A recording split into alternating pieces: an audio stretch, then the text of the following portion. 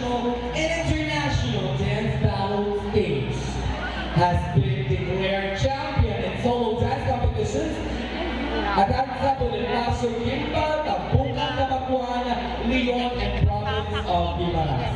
A proud member of Unity Dance Crew, the UDC at Iloilo City, to perform animation robot and talking tonight. Ladies and gentlemen, let's welcome our very own Alvin Presa Pera.